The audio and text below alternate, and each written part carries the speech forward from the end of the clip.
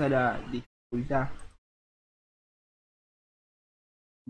Hay algunas Porque, cosas que son como para entender y otras que las tenés que memorizar, es cierto. porque hay mucha gente que recursa este año, lamentablemente. Ya empezamos 7 de la mañana. ¿Cómo están, muchachos? Ah, ¿todo bien, Llamo? Buen día, llamo. Buen día. No. Ah, les aviso a los que no les llegó el mensaje. ¿Qué pasó? ¿Viste que vieron que ayer no me conecté? Se me cortó la luz. Con la tormenta que había. Bueno. Pero la clase de mañana está grabada, Ustedes sabrán, o sea, escriben en YouTube, Medicina Matanza. Ingresan acá. Van a donde dice en vivo, ¿sí? O directo. Y van a ver acá que las clases de ADN ya están grabadas. Infocito B, Infocito T, Innato. Innato parte 1, lo que vimos lo que vimos el lunes, e Innato parte 2.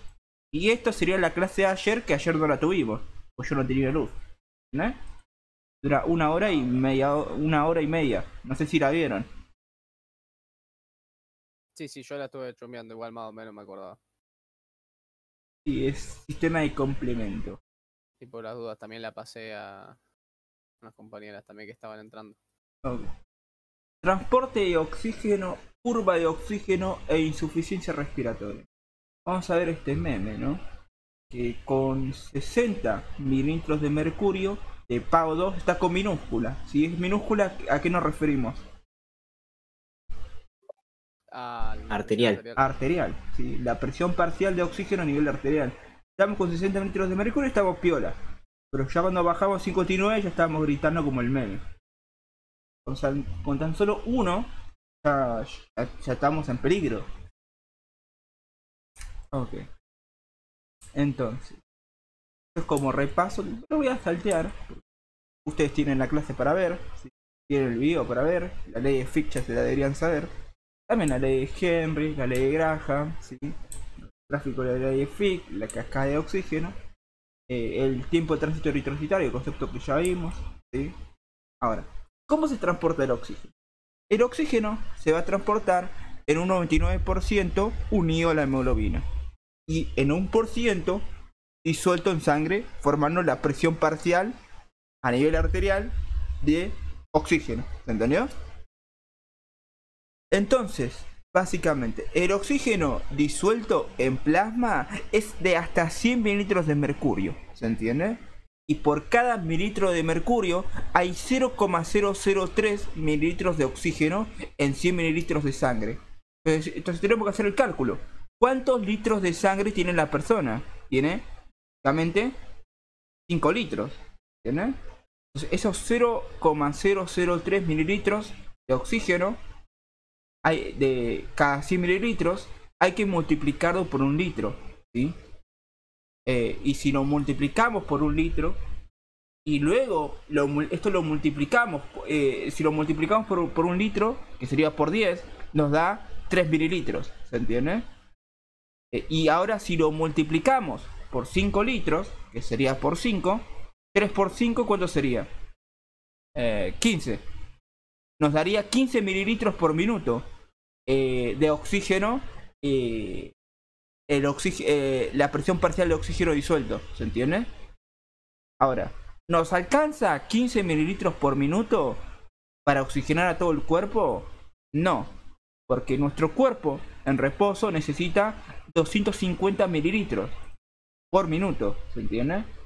O sea, ¿qué Profe, fue lo perdón que lo interrumpa, profe. Cuando se habla de oxígeno disuelto no es el que está unido a hemoglobina, ¿no? No es el que está unido a la hemoglobina. Es el que está básicamente disuelto en el plasma. ¿Sí? Ok. Entonces, vamos de vuelta. Nosotros tenemos en sangre 100 mililitros de mercurio de presión parcial de oxígeno. ¿Sí? Esa sería nuestra PAO2. ¿Se entiende?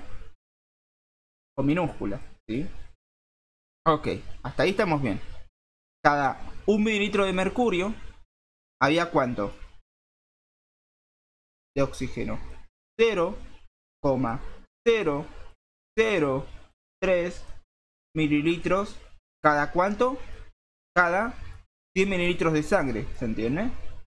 Ahora, esto se lo multiplica por 1 litro y te da 3 mililitros, ¿se entiende? Ahora, esto que te da 3 mililitros, vos lo multiplicás por 5 litros. ¿Y te da cuánto? 15 mililitros, ¿se entiende? 15, sí. Ok. ¿Te alcanza estos 15 mililitros para vivir?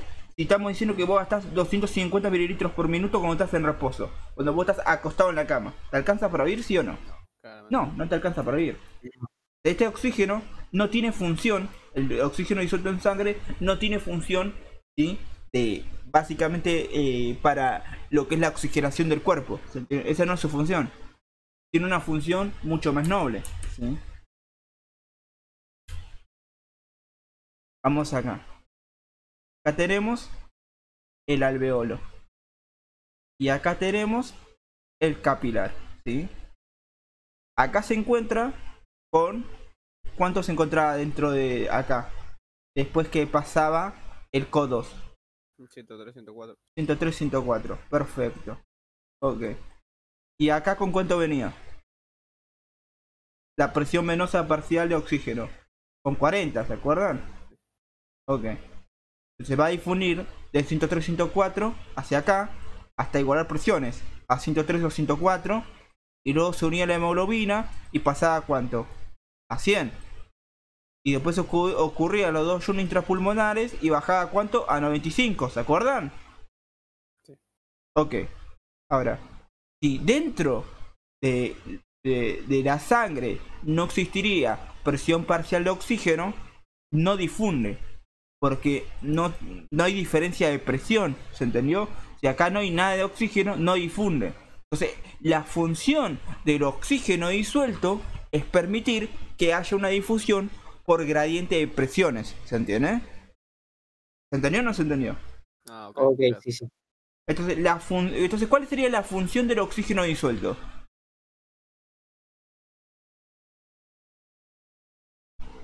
Sería balancear la presión, la concentración de presiones. Exacto. Entre el alvéolo y el capilar. O sea, es para que exista una diferencia de presión a nivel de la arteria y a nivel del alveolo. Y gracias a esa diferencia de presión, las partículas se van a difundir por diferencias de presión. Porque si vos no tuvieras oxígeno disuelto en sangre, no habría oxígeno que entra a tu sangre. ¿Se entiende? ¿Se entendió entonces? Sí. Claro. Sí, sí, sí. Ok. Ahora, como saben, la hemoglobina total varía según el sexo, ¿sí? El hombre tiene entre 3 a 16 gramos de hemoglobina cada 100 mililitros de sangre. La mujer tiene entre 12 a 15 gramos de hemoglobina cada 100 mililitros de sangre. Y la mujer embarazada tiene un valor mínimo de 11 gramos de hemoglobina cada 100 mililitros de sangre, ¿sí? Aunque bueno, la mujer va a tener más sangre, ¿sí? Pasa de tener 5 litros a tener 6.5 litros. Va a tener más sangre, ¿sí? Es uno de los cambios del embarazo, ¿sí? Eso lo vieron en el FSH ustedes. Bueno, nos decimos que 1 gramo de hemoglobina es 1,34 mililitros de oxígeno, ¿se entiende? Entonces nosotros vamos a decir que vamos a tomar un promedio y vamos a decir que cada 100 mililitros de sangre hay 15 gramos de hemoglobina, ¿se entiende? Y esos representarían 20,4 mililitros de oxígeno cada 100 mililitros de sangre. Ahora esto hay que multiplicarlo por 1 litro y luego multiplicarlo por 5 litros. Y si nosotros haríamos eso, nos da que el oxígeno que transporta la hemoglobina es de esta cantidad, ¿sí? La que dice acá. Es de 1029 mililitros de oxígeno por minuto. Entonces, ¿cuánto necesitamos para vivir? 250 mililitros por minuto. Pero bueno, con la hemoglobina ya transportamos 1020 mililitros de oxígeno por minuto, ¿se entendió? Con esto nos alcanza y sobra para vivir, ¿sí? ¿Se entendió? Perfecto. Ok, sí, sí. Okay. Bueno, hemoglobina, ¿sí? La hemoglobina es una molécula tetramérica formada por 4 globinas unidas a 4 grupos hemo, ¿sí? El cual va a estar formada por una cadena polipeptídica que van a ser globinas, ¿sí? Son proteínas llamadas globinas, ¿sí? Donde cada globina puede ser alfa o beta, ¿sí? Entonces, la hemoglobina está formada por un grupo proteico que está formado por 4 cadenas polipeptídicas, que son proteínas que van a ser las globinas, las cuales van a ser dos globinas van a ser alfa y 2 globinas van a ser beta, ¿se entiende? Y a su vez, dentro de cada globina, en el interior, se va a encontrar un grupo prostético o un grupo hemo, ¿sí? Que van a haber también unas proteínas más chiquitas que se llaman porfirinas, ¿sí? Estas porfirinas van a estar unidos a un hierro en Fe+2, en estado ferroso, ¿se entiende? Porque el hierro tiene estado férrico y estado ferroso. El estado ferroso es cuando está en Fe+2, ¿se entiende? En Fe2+. Y cuando está en estado férrico, está en Fe+3, ¿se entiende? Entonces, esto de ferroso y férrico se lo van a preguntar en nutrición, en ADN, ¿sí? Pero bueno, eso se ve en el segundo cuatri de ADN. Y también lo van a ver en NSD. Les van a preguntar, yo como de la carne, ¿qué hierro obtengo? ¿El hierro ferroso o férrico? ¿Y cuál es más fácil de la digestión? Yo como vegetales, ¿cuál obtengo? ¿Hierro ferroso o férrico? ¿Y cuál es más fácil la digestión? ¿Sí? Bueno, y también le van a preguntar qué hierro es el que se transporta, el que maneja la sangre. Bueno, en la hemoglobina, el hierro que se encuentra es el Fe+2, el estado ferroso. ¿Se entendió? Entonces, de esa manera está conformada la hemoglobina de personas, ¿sí?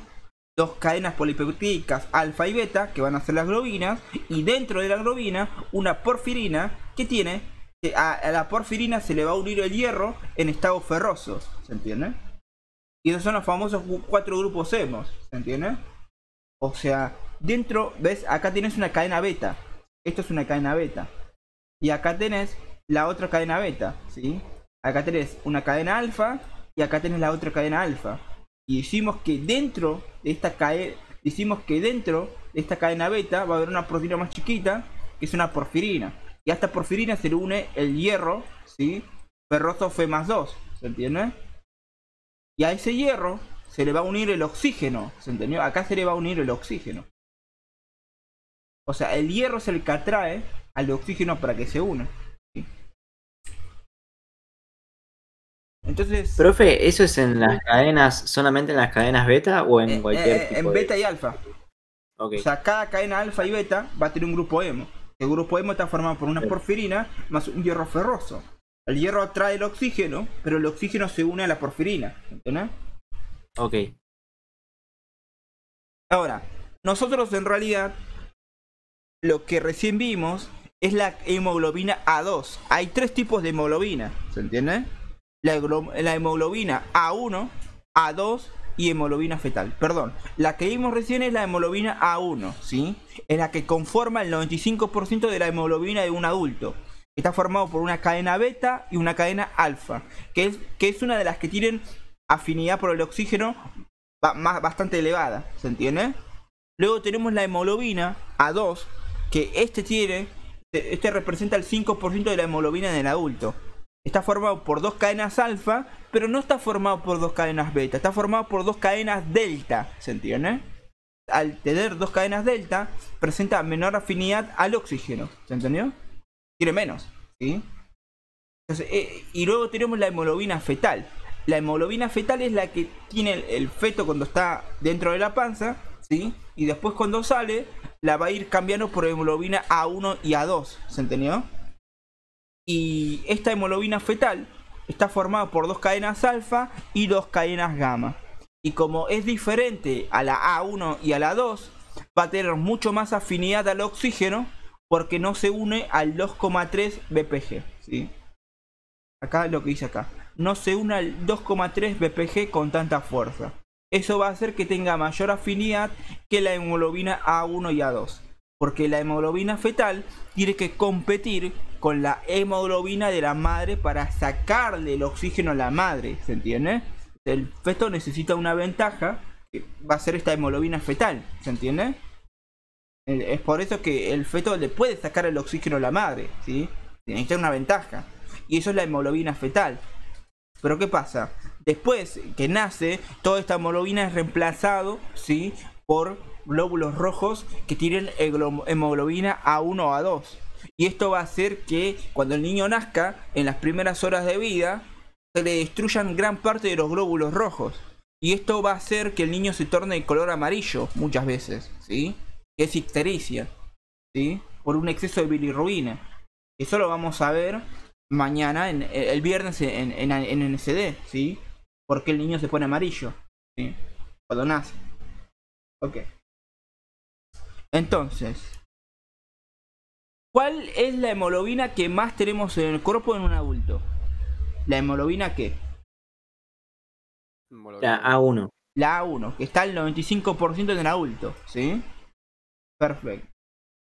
Ahora, la hemoglobina tiene una forma tensa, una forma relajada. Y este concepto se lo conoce como cooperativismo de la hemoglobina, ¿sí? ¿Qué significa esto? ¿Sí? Inicialmente, ¿sí? Lo que tenemos es lo siguiente, ¿sí? Las globinas están así de cercanas, ¿se entiende? Son 4 globinas, ¿sí? Y primero se les une acá un oxígeno. Y cuando se les une el oxígeno, el espacio entre las globinas es mayor, ¿sí? Porque se le unió un oxígeno. Y eso va a facilitar a que se les una un segundo oxígeno. Y ahora el espacio entre las diferentes globinas es mucho más mayor, ¿se entiende? Y eso va a facilitar que se le una otro oxígeno, ¿se entiende? Entonces estamos diciendo que la globina tiene dos comportamientos, ¿sí? Una forma tensa y una forma relajada, ¿sí? Es decir, en la forma tensa hay básicamente no hay oxígeno disuelto en la hemoglobina, por lo tanto lo que va a pasar es que las globinas están están formadas por uniones muy estrechas, lo que limita la afinidad con el oxígeno. Pero a medida que se le unen los oxígenos, aumenta el espacio entre las globinas y esto deja mayor exposición de los grupos hemos, facilitando la unión al oxígeno, ¿se entiende? Y eso se llama cooperativismo de la hemoglobina, porque a medida que se le van a unir las diferentes moléculas de oxígeno, cada vez se le va a facilitar más que se unan otros oxígenos. Eso significa que el primer oxígeno me cuesta, el segundo oxígeno me cuesta menos, y en el tercer o cuarto oxígeno ya entra de taquito, ¿se entiende? O sea que el grupo hemo, cada vez que se va uniendo oxígeno, va a aumentar la afinidad por el oxígeno. Sí, o sea, no es que aumenta la afinidad, sino que las globinas van a dejar de estar con uniones muy estrechas y van a estar más distanciadas. Eso va a exponer mucho más a los grupos hemos para que se unan al oxígeno, facilitando su unión, ¿se entiende? Ok, genial. ¿Entendió el resto? Sí. Ok. Entonces, todo esto se puede venir con la saturación, ¿sí? Bueno, ¿qué es la saturación? Bueno, dijimos que cada glóbulo rojo tiene 4 globinas y cada globina tiene un grupo hemo. Entonces, un glóbulo rojo, ¿cuánto tiene? 4 grupos hemo, ¿sí? Tenemos la saturación de eritrocito, que hicimos que si de los 4 grupos hemos hay solo un oxígeno unido, está saturado el 25%. ¿Se entiende? Si de los 4 grupos hemos hay 2 oxígenos unidos, está saturado el 50%, ¿sí? Eso es saturación del eritrocito, ¿sí? Pero cuando medimos la saturación de oxígeno en sangre, lo que estamos midiendo es cuántos glóbulos rojos tienen las 4 uniones completas, ¿se entiende? Cuando el aparatito nos dice que la saturación está al 99%, nos está informando que un 99% de la hemoglobina ya tiene unido 4 grupos hemos. ¿Se entendió?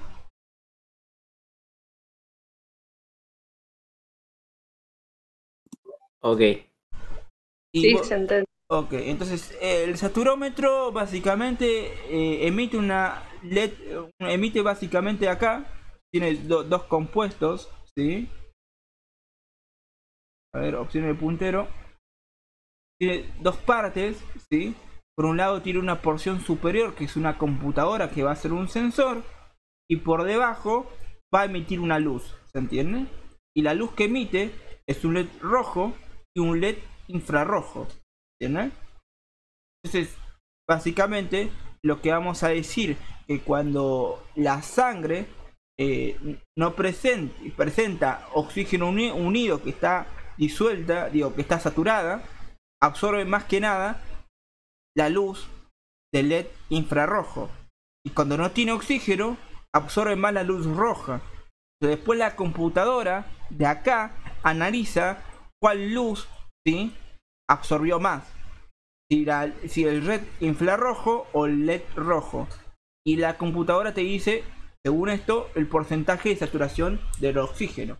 ¿Se entendió? Es ese. Ok. Entonces, la saturación normal es del 95 a 100% arterial. Y la saturación venosa es del 75%. ¿Se entiende? Ok. Entonces, para evaluar esto, nosotros tenemos esta curvita, ¿sí? La curva de saturación de la hemoglobina, ¿sí? Bueno, primero para empezar, vamos a decir que tiene forma sigmoidea. ¿Qué es forma sigmoidea? Tiene forma de S, si se dan cuenta. Hizo forma sigmoidea. ¿Entendieron eso? ¿Qué forma Sí, tiene esto? sigmoidea. Sigmoidea. Porque tiene forma de S, ¿entiendes? Ahí va. Y esto que tiene forma sigmoidea lo preguntaron en el parcial NSD el año pasado, ¿se entiende? La pregunta era, ¿qué curva de saturación, qué forma tiene la curva de saturación de la hemoglobina? Y vos te quedas como tildado, ¿no? Preguntame la curva, no me preguntes la forma de la curva, ¿no? Bueno, ahí Y que tienen, la respuesta sería forma sigmoide. sí, forma sigmoide. Así de simple era la pregunta, ¿no? Pero bueno, mucha gente el año pasado no la pudo responder. Porque recuerden que en SD, sí, si ustedes básicamente no... Acá habíamos dicho cómo era el parcial de NSD el año pasado. Si ustedes dejan una pregunta sin responder, te ponen 1, ¿sí? Entonces se preguntan qué forma tiene la hemoglobina, o la curva de saturación de la hemoglobina, y te quedas ahí tildado. ¿Cómo qué forma? Claro. No me acuerdo haber estudiado eso, ¿sí? Bueno, acá lo tienen forma sigmoidea, ¿sí? Bueno, esta curva de saturación de la hemoglobina tiene 3 sectores. Un primer sector, un segundo sector y un tercer sector, ¿sí? El primer sector no me interesa mucho. El que me interesa es el segundo y tercer sector, ¿sí? Ok, ¿qué es lo que estamos viendo en el segundo sector? Lo que estamos viendo en el segundo sector, que va a estar entre 30 mililitros de mercurio y 60 mililitros de mercurio de presión parcial de oxígeno disuelto en sangre, en mililitros de mercurio, están entre 30 y 60. Lo que vemos acá, que hago pequeños cambios en la presión parcial, genero grandes cambios en la saturación de la hemoglobina. Es decir, acá paso de saturación del 60% al 90% al mover tan solo 30 mililitros de mercurio. ¿Se entendió?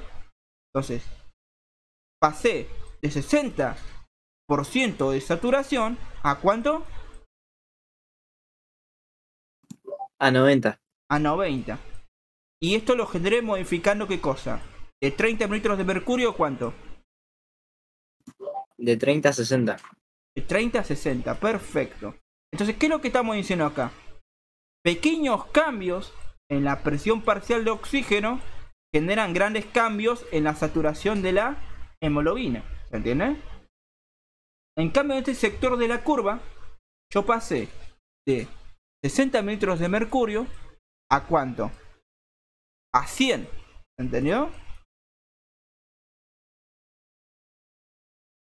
Ah, arreglé el mouse, por cierto. Le faltaba un pad.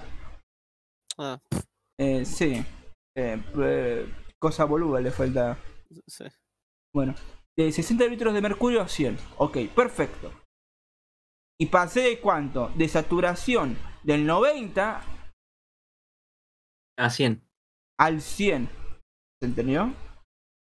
O a veces quizás también al 95, ¿no? No siempre pasa al 100, ¿se entiende? 95-100. Es decir, yo tuve que mover 40 litros de mercurio para un 5 o 10% de saturación. O sea, casi nada, ¿se entendió? Entonces, estamos en un sector de la curva donde tengo que generar grandes variaciones en la presión parcial de oxígeno a nivel arterial para generar ¿qué cosa? Pequeñas variaciones en la saturación de la hemoglobina, ¿se entiende? Sí. Entonces, lo que vamos a decir que la vida no es viable cuando nosotros bajamos del 90% de la saturación de la hemoglobina. Cuando nosotros bajamos por debajo de 60 mililitros de mercurio. Entonces, porque ahí el oxígeno no nos alcanza para vivir, ¿se entiende? Entonces, cuando entramos ahí, ya entramos en un caso donde vamos a tener poco oxígeno en la sangre. Y no nos va a alcanzar para los tejidos, y ahí los tejidos van a empezar a sufrir, ¿se entiende? Entonces, ahí vas a sufrir falta de oxígeno. Es por eso que con 60 litros de mercurio estamos piola, con 59 ya estamos en peligro. Por un lado, porque el oxígeno que vamos a tener no nos alcanza, ¿sí?, para los tejidos. Y por otro lado, porque entramos en el sector peligroso de la curva. ¿En qué sector entramos? Entramos en este sector del medio, en el sector 2. Este sector, ¿por qué se caracterizaba?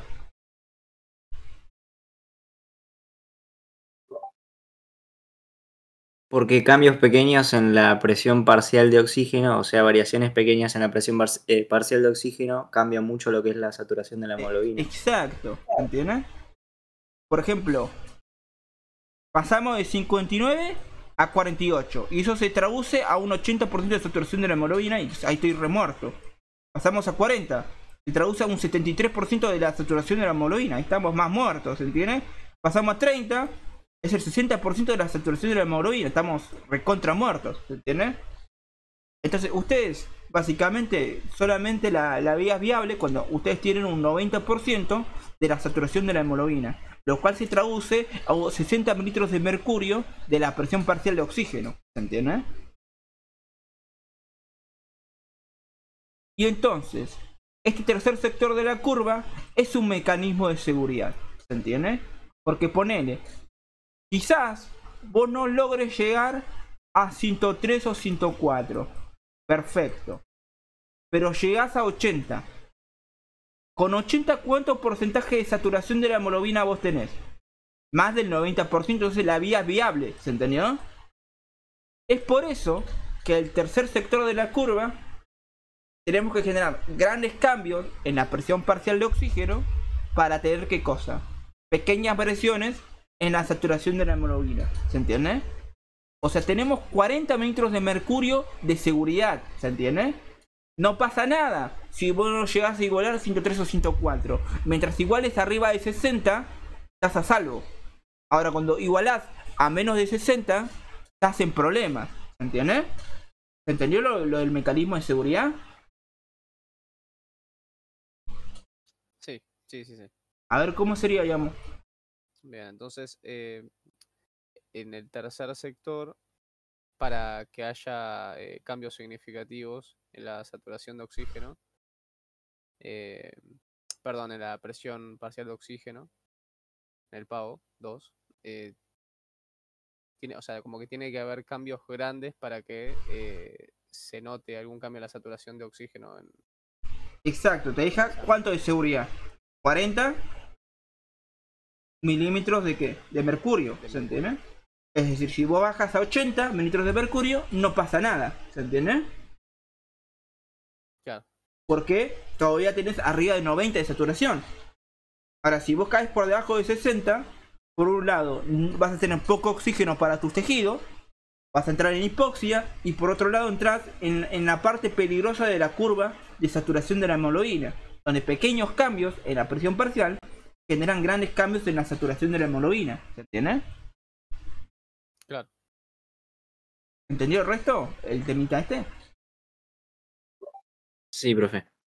Entonces, cuando ustedes tienen por debajo de 60 mililitros de mercurio o por debajo del 90% de saturación de la hemoglobina, ustedes ya empiezan a sufrir lo que es síntomas de falta de oxígeno, ¿sí? De hipoxia o hipoxemia. Entonces, ustedes empiezan a sufrir ¿qué cosa? Mareo, laxitud, fatiga mental, muscular, cefalea, náuseas, euforia, calambres o convulsiones, coma y muerte. ¿Se entiende? Y recuerden que la presión parcial varía según la columna de sangre que te rodea. ¿Se entiende? Entonces, para básicamente hacer esto, vamos a calcular la presión atmosférica de Bolivia, ¿sí?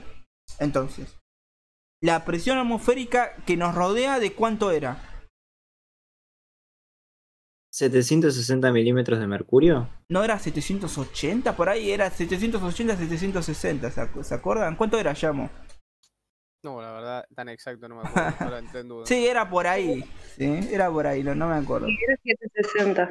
760 milímetros de mercurio. Bueno, en Bolivia es de 500, ¿sí? Porque la columna de sangre, al estar en altura, digo, la columna de sangre no, la columna de oxígeno, la columna de aire sobre la cabeza de la persona es mucho menor, ¿sí? Entonces, la presión atmosférica en Bolivia es de 500. Entonces, hay que hacer el cálculo de presión atmosférica. Entonces, a los 500 primero, ¿qué se le resta? El vapor de agua de la nariz. 500 menos 47 nos da 453. Al 453 hay que sacarle el 21%, que es 105. ¿Se entiende?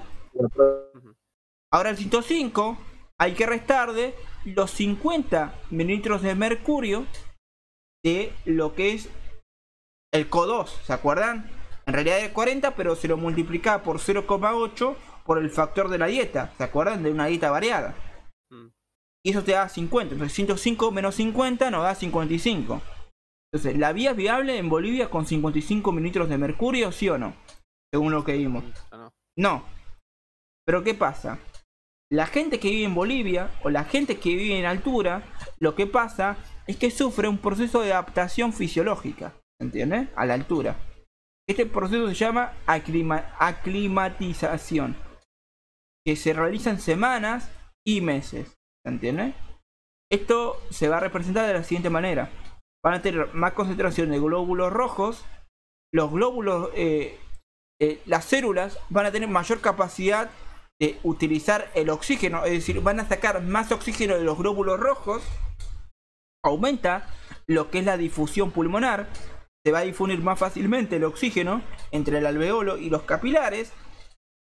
Y aumenta lo que es el volumen corriente y la frecuencia respiratoria. Es decir, en Bolivia, si vos estás viviendo unas semanas o meses, tu volumen corriente deja de ser de 400 a 600 mililitros, sino que va a ser mayor.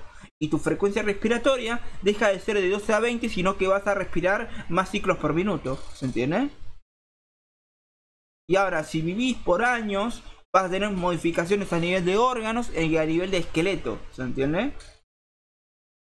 Es por eso que cuando la selección argentina viaja a Bolivia, por esto de que tiene una presión atmosférica menor, no van a estar siempre en hipoxia y hipoxemia. ¿Se entiende? De la selección argentina, si quiere jugar más o menos bien ahí en Bolivia, se tiene que quedar unas semanas o meses a adaptarse al ambiente. ¿Se entiende? Pero igual no le va a rendir mucho porque recuerden que los bolivianos, como viven en altura, ya tienen modificaciones en el esqueleto y órganos que le dan más ventaja que por más que te aclimites semanas o meses. ¿Entiendes? Igual esto de aclimatización por la altura lo van a ver en un caso de ABP. ¿Se entiende? Ya les adelanto eso. ¿Sí? Okay. Creo que es el primer caso de ABP que ven, de aclimatización. ¿Sí? Creo que está mal escrito esto. Aclimatación, no, es aclimatización. ¿Se entendió? Ok. Ok. Entonces, nosotros tenemos tres conceptos. La oferta distal de oxígeno, o delivery de oxígeno, la capacidad de oxígeno y el contenido de oxígeno, ¿sí? La oferta distal de oxígeno o delivery de oxígeno es la cantidad de oxígeno que vos les ofreces a los tejidos por minuto. Es gasto cardíaco por contenido total de oxígeno, ¿se entiende? La capacidad de oxígeno es la cantidad de oxígeno máximo que en teoría puede incorporar la sangre, ¿sí? Aunque nunca se llega ya que solo se satura el 97% de la hemoglobina en situaciones fisiológicas, ¿sí? O sea, nunca se llega al 100%, ¿sí? Se llega al 97, 99, 100%, ¿sí? O sea, es la cantidad máxima de oxígeno que puede llegar a transportar la sangre, ¿se entiende? Y el contenido de oxígeno es la cantidad de oxígeno, de oxígeno por mililitro por decilitro de sangre, ¿se entiende? Y recuerden que nosotros tenemos dos tipos de... Nosotros tenemos el oxígeno en sangre, cómo se transporta, unido a la hemoglobina y disuelto en sangre, ¿se entiende? Entonces la ecuación de contenido de oxígeno, la KO2, se calcula de la siguiente manera: hemoglobina por gramo por 1,34, que es la cantidad que tiene de oxígeno cada gramo de hemoglobina, por saturación de la hemoglobina, más presión parcial de oxígeno por 0,003, que es la cantidad que tiene cada mililitro de mercurio de presión parcial de oxígeno, ¿sí? Recuerden que un mililitro de mercurio, ¿cuánto tenía? 0,003, ¿se acuerdan? Y es eso, ¿sí? Entonces, con esta ecuación, con la KO2, pueden saber cuánto oxígeno hay a nivel de la sangre. ¿Se entendió? Y en el parcial, la oferta distal de oxígeno desapareció como DO2. ¿Sí? Ojito con eso. Entonces, ¿qué es el DO2? Delivery de oxígeno. Que es lo mismo que oferta distal de oxígeno, ¿sí? Esa fue pregunta de parcial del año pasado, chicos. Entonces, ¿qué es el DO2, chicos? Fue pregunta parcial del año pasado. ¿Estamos? Entonces, DO2 sería la oferta distal de oxígeno. Sí. O delivery de oxígeno. ¿Y sería? Que sería, o sea, lo que gasta el... O sea, ¿cuánta cantidad de oxígeno vos le ofreces a qué cosa? Lo tenés escrito acá. Es la cantidad de qué, llamo. Tipo la cantidad de oxígeno. Que vos le ofreces a los tejidos por minuto. Por minuto. Claro. ¿Esto cómo se calcula? Gasto cardíaco por contenido total de oxígeno. Por contenido total de oxígeno. ¿Y qué es el contenido total de oxígeno? Acá lo tenés. Es la concentración de oxígeno por mililitro por decilitro que vos tenés en sangre, ¿se entiende? Y se calcula con la siguiente ecuación, la KO2, que es el contenido total de oxígeno en sangre. Hemoglobina por hemoglobina en gramo, en porcentaje de gramo, por 1,34 por saturación de la hemoglobina, más PAO2 por 0,003. ¿Entendés? Uh-huh. De esa manera sabes cuánto oxígeno tiene la sangre. ¿Sí? Bueno, ¿alguna duda de este tema? ¿De la curva de saturación de la hemoglobina? ¿Quieren que vuelva a explicar algo?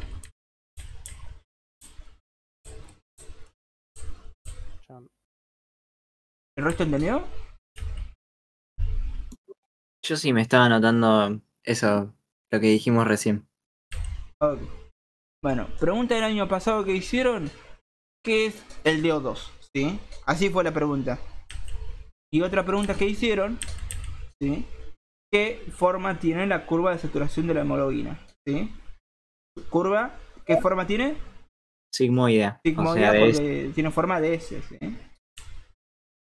Okay. Y seguramente se lo van a hacer en la clase. ¿Qué forma tiene la curva de saturación de la hemoglobina? Tiene forma sigmoidea, profe. ¿Sí? Ok. Entonces, ahora hay que ver cómo se transporta esto, ¿sí? Bueno, el CO2 se va a transportar de tres formas, ¿sí? Como CO2 disuelto, como en forma de bicarbonato, ¿sí? o uniéndose a proteínas que se encuentran dentro de la hemoglobina, formando compuestos carbomínicos, ¿sí? Formando la carbinohemoglobina, que se va a representar el 30%. Entonces, ¿cómo se transporta el CO2, el dióxido de carbono? Un 10% disuelto, un 60% formando bicarbonato y un 30% formando compuestos carbomínicos cuando se une a proteínas dentro de la hemoglobina. ¿Se entendió? Dentro del glóbulo rojo. ¿Se entendió? Que sería lo que sería la carbaminohemoglobina. Sí. Pero bueno, Ok. ahora lo vemos, ¿sí? Entonces, tenemos acá la célula. Las células producen mucho dióxido de carbono en los procesos metabólicos. ¿Cuál es el proceso metabólico que produce más dióxido de carbono? El ciclo de Krebs, ¿se acuerdan? Ok. Sí. El ciclo de Krebs produce mucho dióxido de carbono, igual que otras, como por ejemplo la beta oxidación. Todo eso te produce dióxido de carbono. Y hay otras vías metabólicas que también te producen dióxido de carbono, ¿sí? Porque el dióxido de carbono es el principal desecho de CO2, ¿se entiende? Ok. Entonces, en los tejidos hay un exceso de concentración de ¿qué? De CO2, ¿sí? Ahora, por diferencias de presión, como vos tenés mucho CO2 en el tejido y poco CO2 en sangre y en el glóbulo rojo, el CO2 pasa a sangre por diferencias de presión. Y por diferencias de presión se mete dentro del glóbulo rojo. ¿Entendió? Porque acá tenés más CO2 y acá tenés poco CO2. ¿Se entiende? Cuando ingresa el CO2 en el interior del glóbulo rojo, lo está esperando una enzima, la anhidrasa carbónica, que la van a encontrar abreviada de la siguiente manera, AC, ¿se entiende? La anhidrasa carbónica lo une con una molécula de agua y se forma lo que se ve acá. Se forma H2O3, ¿sí? Y eso se llama, ¿cómo se llama esto? Ácido carbónico, ¿se entiende? Ahora, el ácido carbónico se disocia en lo que es bicarbonato, ¿sí? Y en hidrógeno. Bueno, el bicarbonato sale del glóbulo rojo y el hidrógeno, básicamente, va a acidificar el medio, ¿sí? Como me genera un cambio a nivel del pH. Ok. Entonces, ¿cómo es la ecuación de la acción de la anhidrasa carbónica?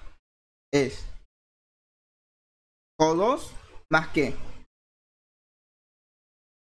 H2O, una flechita para acá y una flechita para acá, porque es ¿qué cosa? Reversible. Reversible, ¿sí? Acá añadimos la sigla AC y acá colocamos el ácido carbónico, que es H2O3. Y luego de ahí, sin acción de ninguna enzima, ¿sí? Sin acción de ninguna enzima, lo cual también es reversible, se disocian ¿qué? En hidrógeno y en bicarbonato, que es HCO3. ¿Se entendió? Esto sería bicarbonato y esto sería un hidrógeno libre. ¿Se entendió? Profe, ¿y el hidrógeno es entonces el que acidifica el medio? Y sí. Ok. Ok. Esto fue pregunta del examen. Ecuación de la anhidrasa carbónica. Y cuando te piden ecuación, lo que te piden solamente es este fragmento. Si vos copias este fragmento de acá, está mal la respuesta del examen. ¿Entendió? Porque acá no actúa la anhidrasa carbónica, ¿sí? Y eso fue pregunta de examen de NCD del año pasado. Y mucha gente se olvidó de colocar a dos flechitas, porque era reversible, y se los tacharon. Y fue el examen de NCD del año pasado, no joda. Entonces, ¿cómo es la ecuación de la anhidrasa carbónica? Al dióxido de carbono se le une ¿qué cosa? Ser un hidrógeno.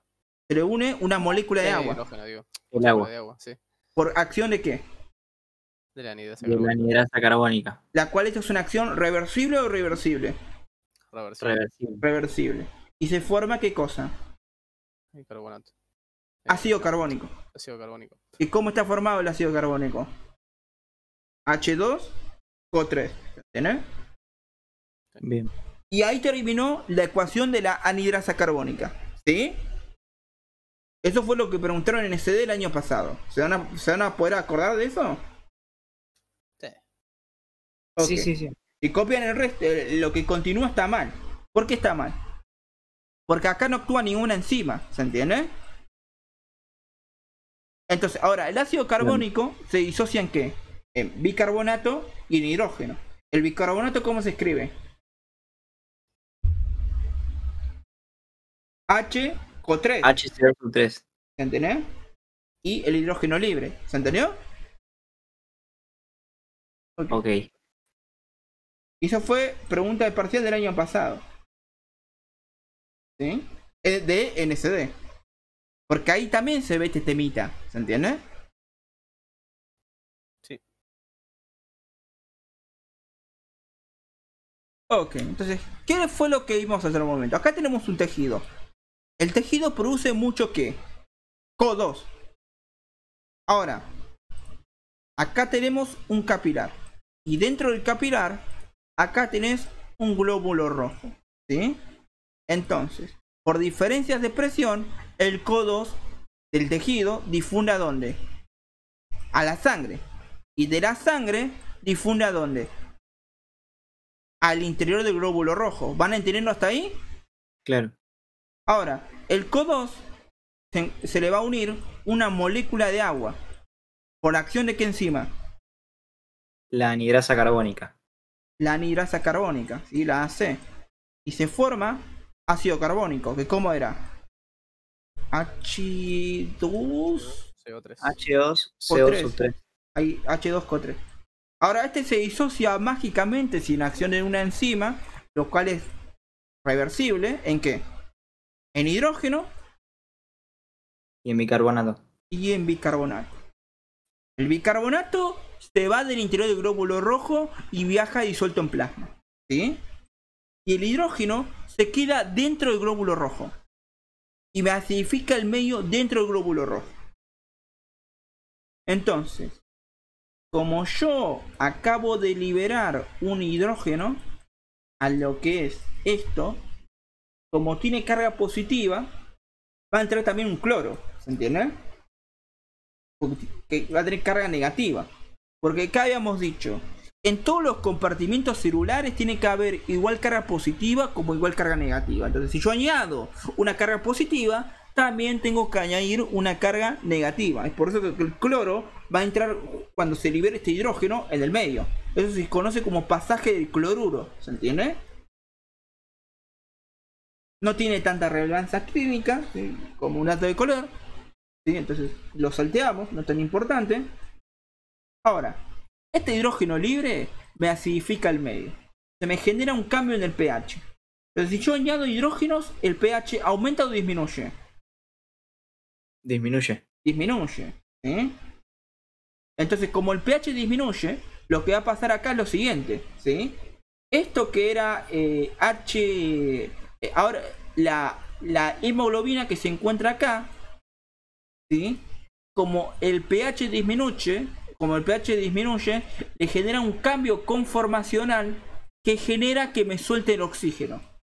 Porque si no, no me lo suelta. Porque la hemoglobina tiene tanta afinidad al oxígeno que no lo puede soltar. Y yo, para que me suelte el oxígeno, le tengo que generar un cambio a nivel del pH dentro del glóbulo rojo para que me suelte el oxígeno. Porque si no, no me lo suelta. ¿Se entiende? Profe, ¿esos son todos los tipos de hemoglobina? En todos los tipos de hemoglobina. Vos respirás porque estás generando un cambio de pH dentro del glóbulo rojo para que se te suelte el oxígeno. Porque si no, la hemoglobina no te suelta el oxígeno. ¿Se entiende? Claro, entonces... O sea, tenés que hacer este quilombo para que se suelte el oxígeno. ¿Se entiende? Claro. Gracias a eso, los tejidos reciben el oxígeno. ¿Sí? Entonces, la hemoglobina, si sufrió un cambio conformacional, va a actuar como un buffer, va a actuar como una sustancia alcalina, entonces se le va a unir este hidrógeno, ¿se entiende? Entonces, esto se llama hemoglobina protonizada, porque se le añade este protón, ¿se entiende? A esta hemoglobina se le une el hidrógeno, como ven, ¿se entendió? Y eso ¿Y se eso para conoce, qué es? banca, esto se conoce como efecto Bohr. Efecto Bohr. Entonces vos, gracias al efecto Bohr, vos respirás, ¿sí? Entonces, esto pasa a nivel de los tejidos. Entonces, repasemos. A nivel de los tejidos producen mucho, ¿qué cosa? Dióxido de carbono. donde el principal proceso metabólico que lo produce, ¿cuál es? El ciclo de Krebs. el ciclo de Krebs. Ahora, el dióxido de carbono, por diferencias de presión, pasa a la sangre. Y de la sangre pasa al interior del glóbulo rojo. Ahora, el dióxido de carbono se le une a una molécula de agua por la acción de la enzima Anhidrasa carbónica. y de la anhidrasa carbónica se disocian ¿qué? Y ahí, bueno, ahí en lo que dijimos termina la ecuación de la anhidrasa carbónica. Listo, perfecto. Ahora, ¿se disocia por la acción de una enzima o la acción de ninguna enzima? De ninguna enzima, ¿se acuerdan? De ninguna enzima, sí. Se disocia en bicarbonato, en hidrógeno. El bicarbonato viaja disuelto en plasma. Sale del interior del glóbulo rojo. Y aunque una parte se queda, pero bueno, gran parte del bicarbonato viaja disuelto en plasma, ¿sí? Bueno, ahora, el hidrógeno que se liberó al medio me genera que ingrese también un cloro. No tan importante. Ahora, ese hidrógeno me va a acidificar el pH en el interior del glóbulo rojo. ¿Esto qué me genera? ¿Un cambio en qué? Conformacional en la hemoglobina. En la hemoglobina, produciendo que no sea tan afín con el oxígeno y me suelte el oxígeno. ¿Se entiende? Claro. Y esto, y a su vez, la hemoglobina va a actuar como una sustancia que alcalina. ¿Se entiende? Y va a actuar como una sustancia alcalina aceptando este protón. Entonces, la hemoglobina se protoniza. ¿Se entendió? Eso se conoce como efecto Bohr y gracias a eso vos respirás. ¿Se entiende? O sea, gracias a eso tus tejidos obtienen sangre y oxígeno. ¿Se entendió? Porque si no, no te suelta el oxígeno. Vos tenés que hacer todo este quilombo para que te suelte el oxígeno. ¿Se entiende? O sea que, profe, para que me suelte el oxígeno se tiene que protonizar primero. No, para que te suelte el oxígeno vos tenés que generarle un cambio conformacional modificando el pH dentro del glóbulo rojo. Ah, ok. Y una vez que suelta el oxígeno, se le une la hemoglobina al hidrógeno. ¿Se entiende? Ahora sí, ahora sí. Eso se conoce como efecto Bohr. ¿Se entendió? Entonces, el efecto Bohr es la modificación del pH dentro del glóbulo rojo generado por la liberación del hidrógeno en el interior del glóbulo rojo. Esto me produce que los grupos hemos rompan sus uniones con el oxígeno y luego se protonicen. ¿Se entiende? Y yo, gracias al efecto Bohr, puedo hacer que los tejidos obtengan oxígeno. ¿Se entendió?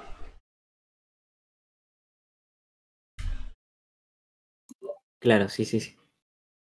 Ahora, dentro del glóbulo rojo, acá hay unas proteínas en la membrana citoplasmática. Y acá tiene un grupo amino. En el grupo amino se le une el dióxido de carbono y esos son los compuestos carbomínicos. ¿Se entendió? Así de simple. Esto representa el 30%, ¿sí?, del transporte de oxígeno. El bicarbonato representa el 60%, ¿sí?, de transporte de dióxido de carbono. Y el dióxido de carbono disuelto en sangre representa el 10%. ¿Se acuerdan? El transporte. Estamos diciendo lo que dice acá. El dióxido de carbono viaja de tres formas. Un 10% disuelto, un 60% en forma de bicarbonato y un 30% unido a proteínas dentro de la hemoglobina que va a viajar en forma de compuestos carbomínicos. ¿Se entiende?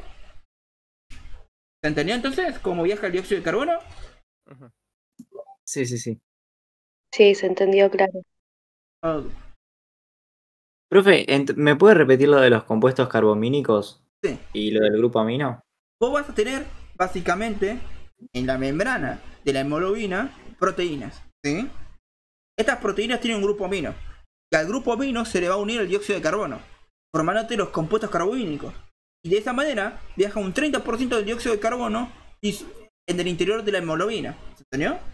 Ok, eso sería en la membrana del glóbulo rojo. En la membrana del glóbulo rojo. No en la, no en la hemoglobina. ¿Entiendes? Ok, gracias, profe. Es eso. ¿Sí? Entonces, un 10% del dióxido de carbono viaja a ¿qué cosa? Disuelto. Disuelto en plasma. Un 30% viaja en forma de ¿qué? De compuestos carbamínicos. Y un 60% En forma de bicarbonato. de bicarbonato. Entonces,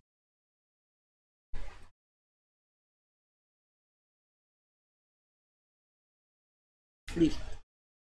Esto es hidrógeno, ¿sí? Ahora tenemos el alveolo. Okay. En el alveolo hay una presión parcial de 103 o 104 mililitros de mercurio. Pasa la sangre, ¿cuánto? 103 o 104. Y ahora este oxígeno, por diferencias de presión, porque acá hay mucha presión de oxígeno y acá hay poca, ingresa al interior de la hemoglobina, al interior del glóbulo rojo. Y eso pasa, y esto me genera que de 103 o 104 disminuya a 100. ¿Se acuerdan? Sí. Ok. Sí. Esta hemoglobina está protonizada. Como no hay un cambio a nivel del pH. ¿Por qué no hay un cambio a nivel del pH? Porque actuó como un buffer. Se le unió el hidrógeno normalizando el pH. ¿Se entiende? Claro. Ahora, esta hemoglobina, como no hay cambio a nivel del pH, va a tener mucha más afinidad al oxígeno que la hemoglobina. Entonces se le va a unir el oxígeno y me suelta el hidrógeno. ¿Se entiende? Me lo suelta. ¿Sí? Este hidrógeno que estaba acá unido a la hemoglobina pasa de vuelta a estar acá. ¿Sí? Suelto. ¿Se entendió? Y antes que me genere un cambio a nivel del pH en el interior, viene un bicarbonato que estaba en el plasma. Ingresa un bicarbonato al rescate. Y se une el bicarbonato con el hidrógeno, formándome ¿qué cosa? Ácido carbónico. ¿Cómo era esto? Claro. H2O3. O3. Y el H2O3 se disocia en ¿qué? Por acción de la anhidrasa carbónica. En bicarbonato. No, en dióxido de carbono y agua. Dióxido de carbono y agua. ¿Se entiende? Ok, o sea que es como al revés. Es al revés. Claro. Y entonces el CO2, por diferencia de presión, ingresa en el interior del alveolo y sale por la aspiración. Y el Claro. agua a veces sale o a veces se queda en el interior del glóbulo rojo o a veces se queda en el plasma.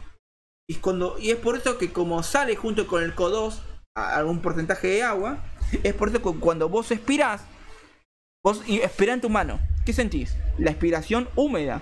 Es porque está pasando eso. ¿Se entiende? Claro, exacto. Y esto se conoce como efecto Haldane. ¿Sí? Efecto Haldane. ¿Se entiende?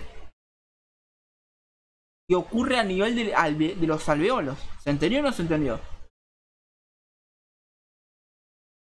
Entonces vamos de vuelta, vamos de vuelta. El alveolo, digo, el glóbulo rojo llega a lo que es el alveolo, ¿sí? Ahora va a haber va a ocurrir la hematosis y va a ingresar el oxígeno, se van a igualar las presiones, ok. Por diferencia de presión, el oxígeno ingresa en el interior del glóbulo rojo. La hemoglobina, que actualmente no tiene un cambio a nivel del pH en el glóbulo rojo, ¿por cuál va a presentar mayor afinidad? ¿Por el protón en el cual está unido o por el oxígeno que acaba de entrar?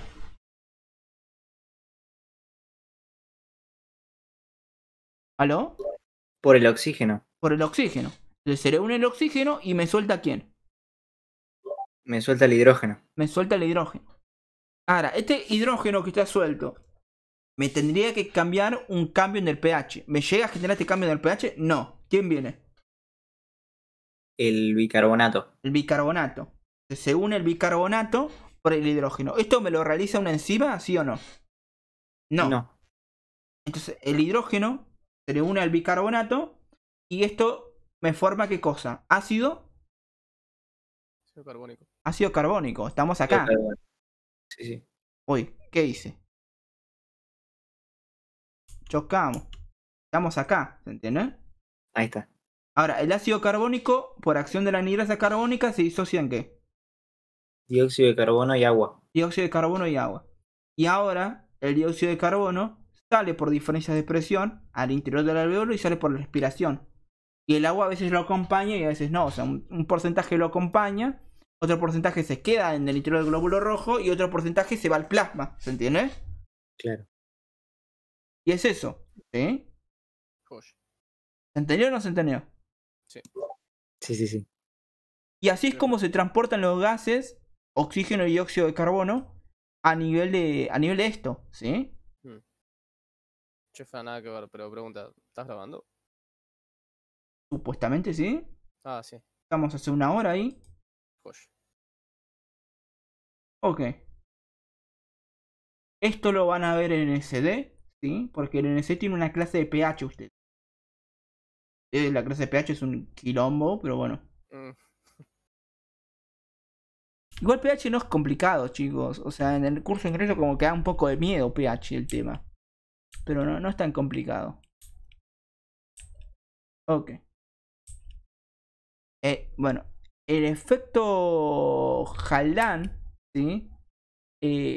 Lo que nosotros vamos a decir del efecto Haldane, el efecto Haldane es esto, la hemoglobina va a tener mayor afinidad por el oxígeno y me va a soltar al hidrógeno formándome de vuelta dióxido de carbono, ¿se entiende? Eso es el efecto Haldane, ¿sí?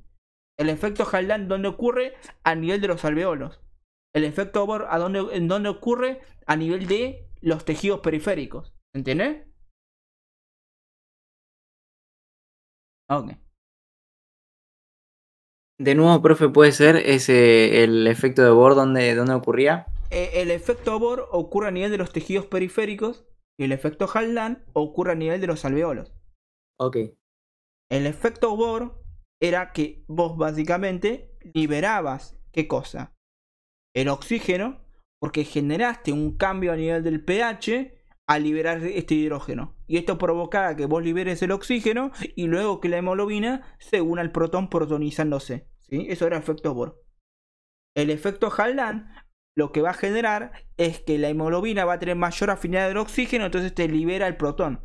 Y el protón se une a un bicarbonato, te forma ácido carbónico y luego se disocia en lo que es el dióxido de carbono y agua. ¿Se entendió? Eso es el efecto Haldane, ¿sí? Y esto ocurre a nivel del alveolo. ¿Se entiende? Genial. Ok.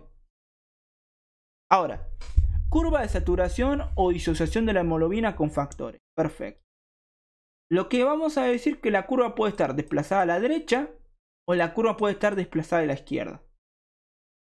Si está desplazada a la izquierda, ¿qué es lo que me dice? ¿Sí? Nosotros tenemos acá una curva, ¿sí?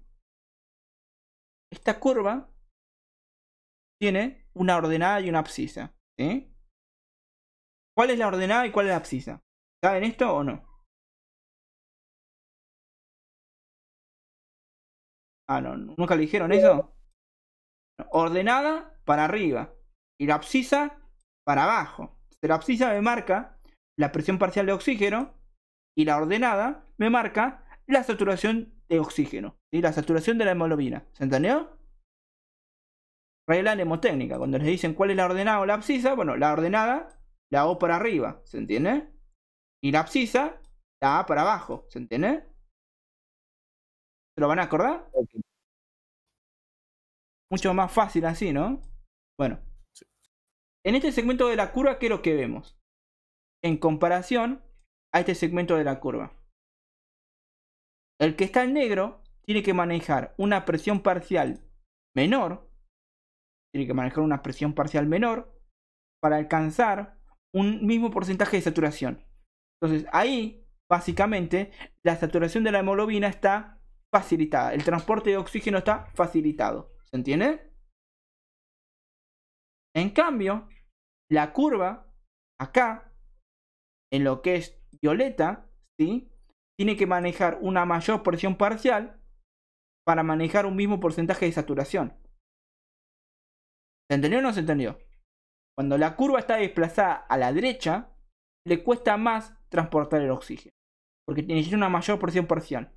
Y cuando la curva está desplazada a la izquierda, le cuesta menos. ¿Se entiende? ¿Se entendió? Porque necesita una presión parcial menor. Sí. Y esto va a Ok. ser por diferentes factores. Los factores que van a modificar esto es el pH, el dPG, ¿sí? Y la temperatura. ¿Entiendes? Ok. Entonces, a nivel del alveolo, la curva está desplazada a la izquierda o para arriba. Y a nivel y a nivel básicamente a nivel de esto de que es a nivel del tejido, la curva está desplazada a la derecha o hacia abajo. ¿Se entiende? ¿Cómo? Hacia abajo o hacia arriba. ¿Ven acá? La verde que está desplazada a la izquierda, ¿hacia qué está? Hacia arriba. Y la roja que está hacia abajo está hacia abajo. ¿Se entendió? Entonces, porque esto fue pregunta de examen, ¿sí? ¿Hacia qué dirección está desplazado? ¿Hacia la derecha o hacia abajo? ¿Sí? Fue medio quilombo la pregunta. Bueno, entonces, básicamente, dentro del alveolo, ¿sí? A nivel del alveolo, el pH está elevado, ¿sí? El dPG está disminuido y la temperatura está disminuida. ¿Entendió? Entonces, todos estos factores me desplazan la curva hacia la izquierda o hacia arriba, ¿sí? Facilitando que yo para manejar un determinado porcentaje de saturación de la hemoglobina tenga que manejar una menor cantidad de presión parcial de oxígeno. ¿Se entendió? Y acá es donde podemos ver el efecto Haldane, ¿se entiende? A nivel de los alveolos, ¿sí? Y a nivel de los tejidos periféricos es lo contrario. El pH va a estar bajo. El dPG va a estar ¿cómo? Elevado. Elevado. La temperatura está elevada. ¿Se entiende? Elevado. Profe, ¿me repite lo que era el DPG que no me acuerdo? No, en realidad no lo expliqué, por eso no te acordás. Ok. Bueno, acá lo tenés escrito igual. El BPG o 2,3 bifosfoglicerato se va a unir a la hemoglobina y mejora la estabilidad de la desoxihemoglobina, por lo que también tiene un efecto para mover la curva hacia la derecha. Se va a encontrar más BPG en los tejidos periféricos porque necesita romper la unión al oxígeno en comparación en el pulmón donde va a ser menor, ¿sí? O sea, el BPG básicamente es una proteína que se va a unir a la hemoglobina, la cual va a facilitar que te suelte el oxígeno, ¿se entiende? La cual va a tener mayor concentración a nivel del tejido periférico que a nivel del pulmón, ¿se entiende? Y habíamos dicho que la hemoglobina fetal tiene baja afinidad al BPG. Esa era la ventaja que tenía la hemoglobina fetal, ¿te acordás? Pero claro, bueno, para competir, digamos, con la madre por el oxígeno. Exacto. Entonces, como ustedes saben, ¿sí? Cuando se genera una reacción química, se genera básicamente energía, ¿se entiende? Y esa energía, si no se utiliza, se puede utilizar para obtener ATP o para realizar otra reacción química, ¿sí? O si no la utilizas, se disocia en ¿qué? Se disocia en calor, ¿entiendes?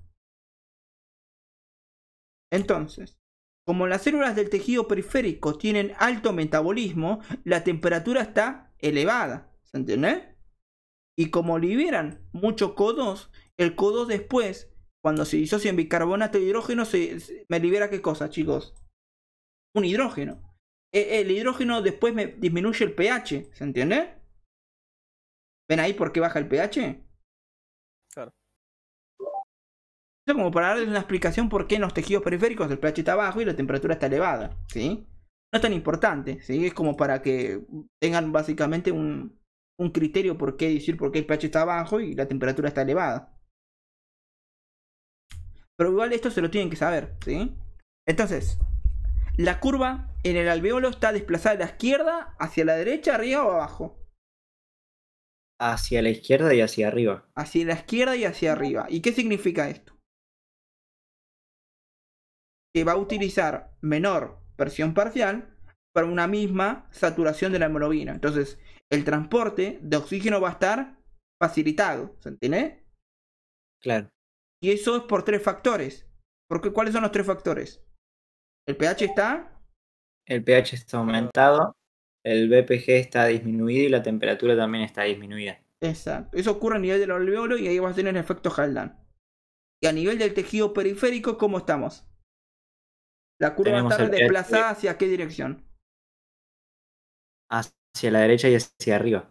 Hacia la derecha y hacia abajo. Al revés, claro. Y esto va a ser por qué factores. Porque el pH está disminuido, el DPG está aumentado y la temperatura también. Exacto. Aumentada. Es eso. ¿Sí? ¿Se entendió? Ok.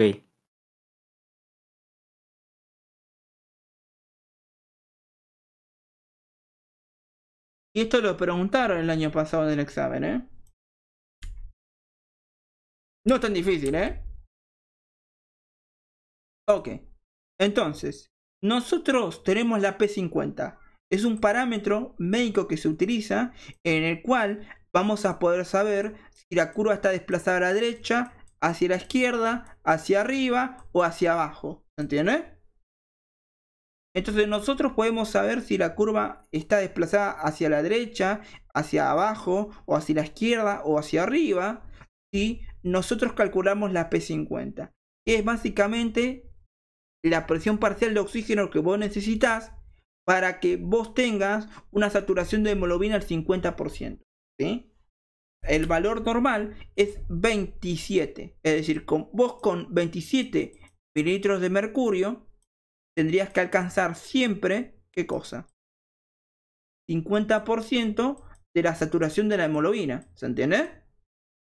Ahora, si en vez de 27 está en 24, significa que con 24 vos alcanzas el 50% de la saturación de la hemoglobina. Esto significaría lo siguiente, que la curva está desplazada hacia la izquierda o hacia arriba, ¿se entiende?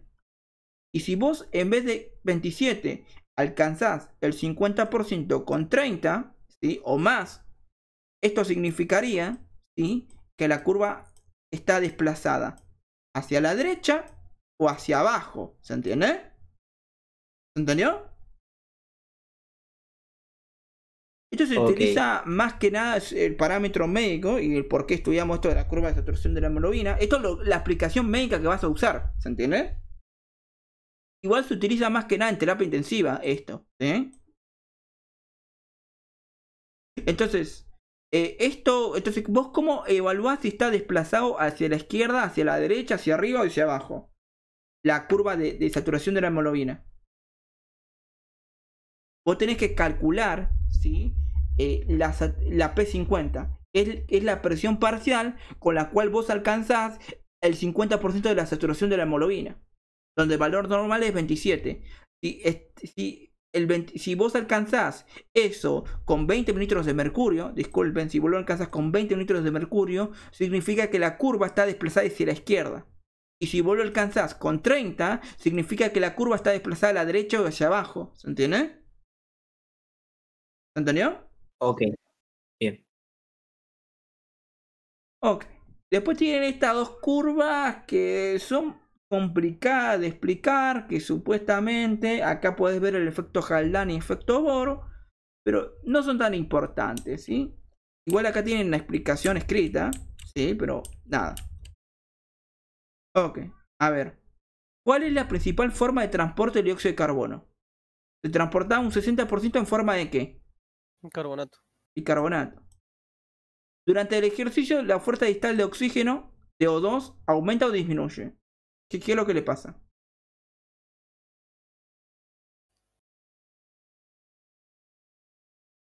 cuando ustedes corren, ¿qué es lo que pasa? Y requiere más oxígeno. Y sí, Aumenta qué cosa? La frecuencia respiratoria y más bombeo de sangre, ¿sí? sí. Porque Y la aumenta el frecuencia volumen cardíaca. minuto cardíaco, ¿se entiende? Sí. ¿Cómo se calculaba la oferta distal de oxígeno? La KO2 Gasto por y volumen minuto o gasto cardíaco, ¿se acuerdan? sí. Entonces, si vos incrementás tu frecuencia cardíaca, vas a ofrecer más oxígeno, ¿se entiende?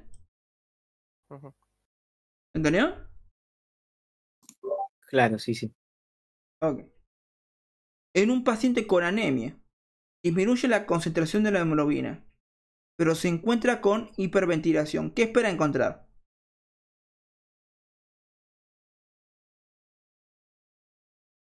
Para empezar, tiene menos hemoglobina. ¿La saturación de la hemoglobina va a estar aumentada o disminuida? Disminuida. No, Sí, no, aumentada, porque va a no, necesitar más ninguna de las hemoglobina. dos. Ninguna de las dos. Porque recuerden que la saturación es el porcentaje de hemoglobina saturada. ¿Se entiende? Ah, claro, sí, sí, sí. Ah, Entonces, la tercera está mal. Ahí hubieran puesto mal, ¿sí? ujú. Ok. Entonces, o sea, si tenemos un paciente con anemia, ¿sí? Lo que va a pasar es que disminuye la presión parcial de CO2 y lo que va a pasar es que el contenido arterial de oxígeno disminuye porque tiene menos hemoglobina. ¿Se entiende?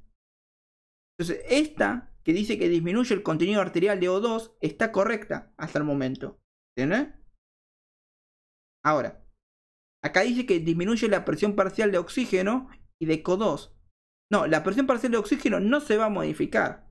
¿Entiendes? Ujú. Y acá dice que disminuye la presión parcial de CO2. ¿Sí? Y... Sí. A ver, disminuye la presión parcial de CO2. Hasta a mí me cuesta esta, chicos. Es que es media rara. Sí, es media rara. Pues la presión parcial de oxígeno no se modifica, entonces las dos primeras no es. Banca. Acá dice que está en hiperventilación. Si la persona está hiperventilando, ¿qué significa? Está Y que va, expulsando mucho CO2. De la claro. presión parcial de CO2 va a estar disminuida. ¿Se entiende? Es la última. ¿Entendieron por qué es la Ok. última, sí o no? Sí, sí, sí. Ok. ¿Vos lo entendiste? Sí, profe, entonces sería que, o sea, porque está en hiperventilación se elimina mucho más dióxido de carbono Y es por y eso eso que hace la que presión parcial de CO2 baje. ¿Se entiende? el carbono baje. Ok. Pero vos tenés poco contenido arterial de oxígeno, tu K2 la tenés baja porque tenés poca hemoglobina. ¿Se entiende? Porque tiene anemia, claro. Exacto. ¿Se entendió? Sí. Y es eso. ¿Sí? Ok. ¿Cuáles son los mecanismos que desplazan la curva hacia la derecha? ¿Cuáles son?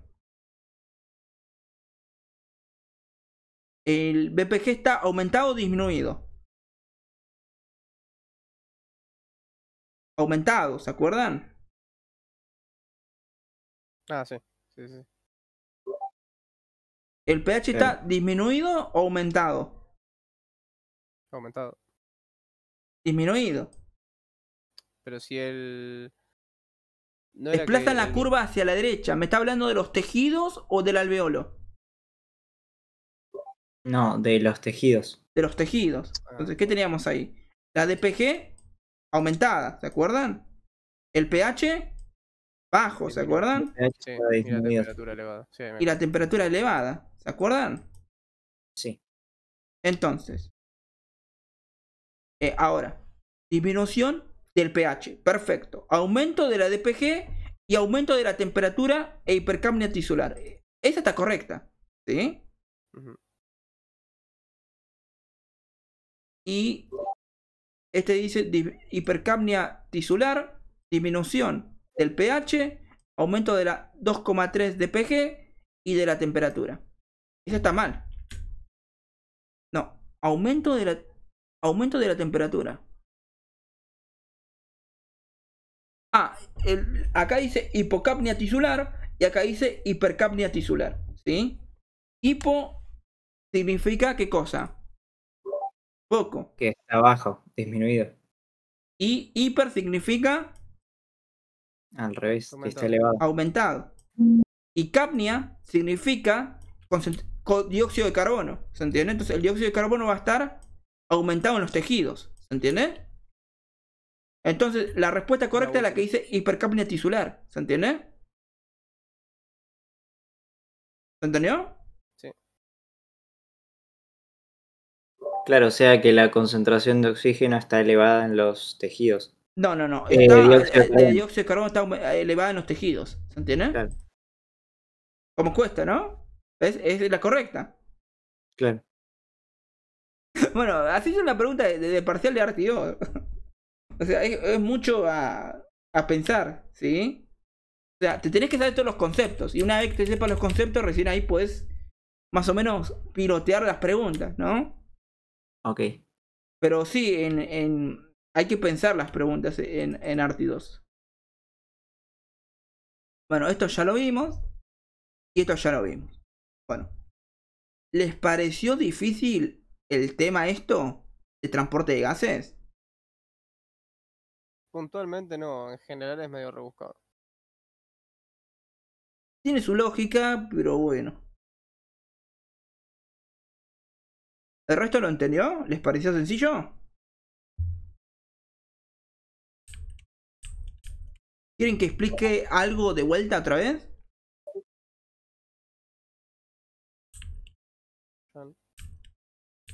¿Hola? Yo por ahora lo voy entendiendo, profe. Me Bueno. estaba anotando lo de capnia. Ok. Yo lo entendí bastante. Lo que sí, bueno, es cuestión de sentarse y estudiarlo. Y sí, es complicadito.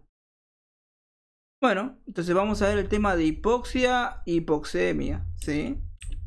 Ah, no, hipoxia y hipoxemia lo dejamos para mañana. Lo que vamos a ver ahora es esto. Bueno, relación BQ también hay que ver. Vamos a ver cómo se regula la respiración, ¿sí? Entonces, nosotros tenemos el cerebro, ¿sí? El cerebro está formado por el telencéfalo y por el diencéfalo, ¿se entiende? Ok. Luego, por debajo del cerebro, nosotros tenemos el tronco encefálico. El tronco encefálico está formado por el desencéfalo, la protuberancia y el bulbo. Y a mí lo que me sirve acá, lo único que quiero saber es protuberancia y bulbo, ¿se entiende? Ahí es donde se encuentran los centros que me regulan la respiración, ¿sí? Ok. Entonces, esto que vemos acá, de acá para acá es bulbo. Y de acá para acá es protuberancia, ¿se entiende? Entonces, en el tronco encefálico, en el bulbo raquídeo y en lo que es la protuberancia se encuentran los centros respiratorios que van a regular mi respiración, ¿se entendió? Y los 4 centros respiratorios que yo tengo es el grupo respiratorio dorsal, el grupo respiratorio ventral. Estos se encuentran ¿en dónde? En el bulbo raquídeo. Y luego en la protuberancia tengo el centro apnéutico y el centro neumotáxico. Entonces, en la protuberancia, ¿qué tengo, chicos?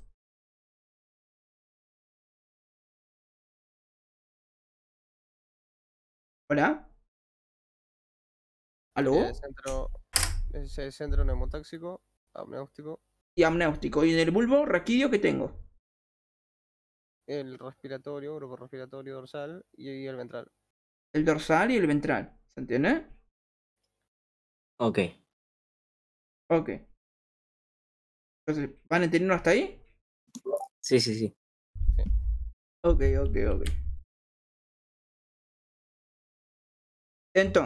Entonces, ¿cómo es esto? Básicamente. Ok. Todos estos centros respiratorios están formados por neuronas. Las cuales pueden ser neuronas de tipo I y neuronas de tipo E. Y van a fomentar lo que es la inspiración. Y la E me fomentan la expiración. Bastante simple, ¿no? Ok. Sí. En el bulbo raquídeo tenemos el grupo respiratorio dorsal que se va a encargar, acá lo dice, inspiración, ¿sí? Está formado por neuronas I y por neuronas E, pero principalmente por neuronas I. Y va a estimular lo que es la inspiración. ¿Se entiende? Ok. En cambio, el grupo respiratorio ventral también está formado por neuronas de tipo I y por neuronas de tipo E. Pero el grupo respiratorio ventral se va a encargar principalmente de la aspiración y va a ayudar en la inspiración prolongada. ¿Se entiende? Ahora, el grupo respiratorio ventral, como es el único que se va a encargar de la aspiración, nosotros habíamos dicho que la aspiración es un fenómeno pasivo o activo. Pasivo. Pasivo. Entonces, el grupo respiratorio ventral se activa únicamente en las inspiraciones de tipo forzada, ¿se acuerdan? Ahí cuando utilizamos, ¿qué cosa? Los músculos accesorios de la aspiración, ¿se acuerdan? Claro. Que eran los músculos abdominales. ¿Cuáles eran? Recto del abdomen, transverso y los oblicuos, ¿sí? Sí. Ok. Y luego tenemos... Profe, y el grupo respiratorio ventral que dice que se encarga de la expiración y de la inspiración, ¿tiene neuronas de tipo I y de tipo E, pero como en principalmente... misma cantidad, digamos? Nada, no es tan importante eso. ¿Sí? Ok. Pero más que nada tiene neuronas de tipo E porque se va a encargar de la aspiración. Ok. Ayuda al grupo respiratorio dorsal cuando las señales lo sobrepasan. Cuando hace inspiración prolongada. ¿Se entiende? Ok. Ok. Ahora, ¿cómo es esto? Ustedes arriba del bulbo raquídeo, ¿qué tienen? La protuberancia. Y en la protuberancia tienen el centro neumotáxico y el centro apnéutico. ¿Se entiende? Ok, ¿cómo es esto? Bueno, el centro apnéutico estimula al grupo respiratorio dorsal para que se prolongue la acción del grupo respiratorio dorsal, para que hagas inspiración de tipo prolongada, ¿se entiende? Y el grupo neumotáxico tiene otra acción. ¿Qué hace el centro neumotáxico? El centro neumotáxico lo que hace es inhibir la inspiración. Es decir, vos básicamente pasás de 2400 mililitros a ¿cuánto? A 500 cuando manejas el volumen corriente. Ahí ¿quién se activa? Se activa el grupo respiratorio dorsal, ¿se entiende? Ahora, si querés hacer una inspiración prolongada, vas a manejar ¿qué volumen? El volumen de reserva inspiratorio, ¿se acuerdan? Que era de 3100 mililitros, ¿se acuerdan o no se acuerdan? Sí. Entonces ahí, el grupo respiratorio dorsal sigue funcionando porque el centro apnéutico le está enviando señales, ¿se entiende? Ok. Y nuestra capacidad pulmonar total, lo máximo que puede meter de oxígeno al pulmón, era ¿cuánto? 6000 mililitros, ¿se acuerdan? Entonces cuando nosotros llegamos a 6000 mililitros, viene el centro neumotáxico y te dice, papi, no sigas respirando porque te vas a lastimar. Entonces te lo apaga, ¿se entiende? Te inhibe la inspiración. El centro neumotáxico sirve para eso. Inhibe la inspiración y controla la frecuencia respiratoria y la profundidad de la respiración para evitar que vos te lastimes. ¿Se entiende? Claro. Ok. Entonces, vamos ¿Se a esto. escucha entrecortado? ¿Se escucha entrecortado? ¿Puede ser? ¿Se escucha entrecortado, chicos? Yo te escucho bien, profe. Capaz que es ella el internet. Oh. Bueno, ok. Entonces, si yo quiero iniciar la inspiración, ¿quién me inicia la inspiración?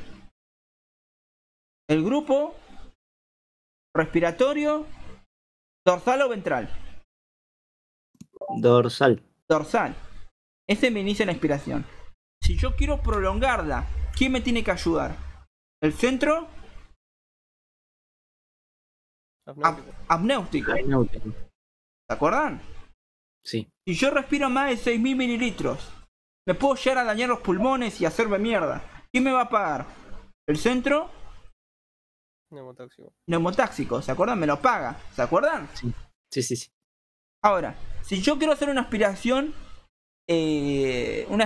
normal, ¿se activa alguien? No, no se activa nadie, porque la aspiración es un fenómeno pasivo. Ahora, si yo quiero hacer una aspiración de tipo prolongada, ¿quién se activa? El grupo respiratorio ventral. Ventral. ¿Ahí lo entendieron? ¿Cómo se regula la respiración? Ujú. Sí. Aquí era fácil. No sé. ¿Tiene alguna duda de este tema? No. Aquí es sencillo. Está bueno. Ok. Esta respuesta se va a iniciar en rampa. ¿Cómo en rampa? Bueno. O sea, lo que pasa es que ustedes envían la señal e inician la respiración en 2 segundos. ¿Sí? En 2 segundos ustedes ya respiran. ¿Sí? Y luego que inician la inspiración, por 3 segundos dejan de respirar. Y después hacen la expiración. La expiración de tipo pasiva. Entonces, si ustedes... eso se llama respuesta en rampa, ¿sí? Porque se inicia la señal inspiratoria por el centro respiratorio dorsal, vos respirás en 2 segundos, eso se va a iniciar lentamente y luego rápidamente. Y va a durar 2 segundos. Y luego se interrumpe la señal y por 3 segundos vos no estás respirando. ¿Sí? Y luego de los 3 segundos vos haces la aspiración. ¿Se entiende? Entonces, si vos observás a alguien que está básicamente durmiendo y vos observas cómo respira de forma automática, vos vas a ver lo siguiente: que la persona empieza a inspirar en 2 segundos, en 3 segundos se queda como tildado y luego expira. ¿Entendió? Eso se llama señal en rampa, ¿sí? Y así es como se hace la señal acá en esto, ¿sí? ¿Se entendió? Profe, o sea que se envía la señal, se esperan 2 segundos, se inspira, después 3 segundos. No. Se envía la señal y cuando se envía la señal, en esos 2 segundos vos inspirás, ¿entendés? Ok. Y ahí ya inspiraste. Luego quedás como 3 segundos como tildado, ¿se entiende? Ok. Y luego recién ahí vos expirás. Pero bueno, es señal en rampa porque la señal inicia, la señal se envía lentamente y luego rápidamente, ¿se entiende? Y eso hace que vos tardes 2 segundos en respirar. Y luego de esos 2 segundos, te deja de enviar la señal y después de ahí vos podés expirar o esperar 3 segundos más, ¿se entiende? Ok. Pero bueno, es señal en rampa porque la señal se inicia lentamente y luego rápidamente, ¿sí? Es por eso que como es una rampa, así como vos cruzas un puente, ¿no? Ok. Claro. Ahora, el centro respiratorio dorsal envía la señal a través de vías motoras respiratorias, donde la principal vía motora respiratoria es el nervio frénico, que el nervio frénico inerva al diafragma, y el diafragma es mi principal músculo inspiratorio, ¿se acuerdan? Sí. Ok. ¿Entendieron ahí? Ok. Sí, pero para una pregunta. Sí. Ah, no, nada. ¿Cuál era tu pregunta igual? O sea, me confundí porque como que en inspirar, ¿cuál es el fenómeno pasivo? ¿La inspiración? La expiración es un fenómeno de tipo pasivo, porque era entre la fuerza elástica torácica y fuerza elástica pulmonar. Claro. Como Pero- la fuerza elástica torácica era mayor que la pulmonar, vos, como la fuerza elástica pulmonar era mayor que la fuerza elástica torácica, vos expirabas de manera pasiva. Claro, la expiración. Sí. Y cuando vos haces una expiración prolongada, es decir, vas a sacar el volumen de reserva expiratorio, que es 1200 mililitros, ahí activas los músculos expiratorios accesorios y ahí se activa el grupo respiratorio ventral, ¿se entiende? Que era lo del abdomen. Sí, eran los del abdomen, recto del abdomen, oblicuo y los transversos, ¿sí? Ok. Perfecto, esa era la duda. Pues me Y había cuando confundido vos con el inspirás, es de manera activa. Si haces de volumen corriente, se activan únicamente los músculos principales, que es el diafragma y otro más que no me acuerdo, ¿sí? Y cuando vos querés hacer una expiración prolongada, el centro amniótico estimula el grupo respiratorio dorsal para que se haga una expiración prolongada. Y cuando vos haces una aspiración muy prolongada, el centro neumotáxico te lo paga. ¿Se entiende? Perfecto. ¿Entendió? Sí, gracias. Y todo esto, el grupo respiratorio dorsal y ventral lo van a enviar por vías motoras respiratorias. Donde, bueno, el grupo respiratorio dorsal, la principal inervación que va a llevar es por el nervio frénico que va a inervar el diafragma. ¿Se entiende? Ujú. Ok. Ahora, ¿cómo vos respirás? Bueno, obviamente van a haber receptores que te van a avisar si vos estás respirando o no. ¿Se entiende? ¿En qué momento tenés que respirar? Te van a avisar. Ustedes tienen receptores periféricos y receptores centrales. ¿Se entiende? Ok. Entonces, ustedes tienen básicamente acá receptores acá, en lo que es la carótida, ¿sí? Que la carótida se va a dividir en la carótida interna y la carótida externa. Eso se llama cuerpos carotídeos, ¿se entiende? Entonces tienen quimiorreceptores a nivel de los cuerpos carotídeos y también tienen quimiorreceptores a nivel del callado aórtico, ¿sí? Que son los cuerpos aórticos, ¿se entendió? ¿Van entendiendo hasta ahí? Ujú. Ok. El de los cuerpos aórticos va a enviar la señal a través del nervio glosofaringeo, ¿sí? Pero antes de enviar el nervio glosofaringeo lo envía por el nervio de Hering. Y luego el nervio de Hering se transforma en el nervio glosofaringeo. Y ahí conecta con el bulbo raquídeo. ¿Con cuál va a conectar? Conecta con el grupo respiratorio de tipo dorsal, ¿sí?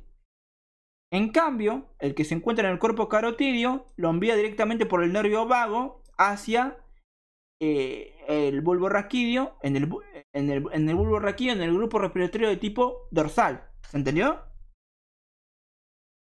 Ustedes tienen los quimiorreceptores periféricos. ¿Dónde se encuentran? Son dos. En los cuerpos carotídeos y en los cuerpos aórticos. El de los cuerpos carotídeos, ¿dónde se encuentran? En la subdivisión de las carótidas. ¿Se entiende? Y el de los cuerpos aórticos, ¿dónde se encuentran? En el callado. El callado aórtico. En el callado aórtico. El del callado aórtico envía su señal al bulbo raquídeo, al grupo respiratorio dorsal, mediante el nervio vago. ¿Se entiende? Sí. Y el otro envía su señal, el de los cuerpos carotídeos, ¿a través de qué? Del nervio de Hering, ¿sí? Nervio de Hering. Y el nervio de Hering se transforma en ¿qué nervio? En el glosofaringeo. En el glosofaringeo. Y ahí le llega al bulbo raquídeo. ¿Se entiende? Bien. Y estos, básicamente,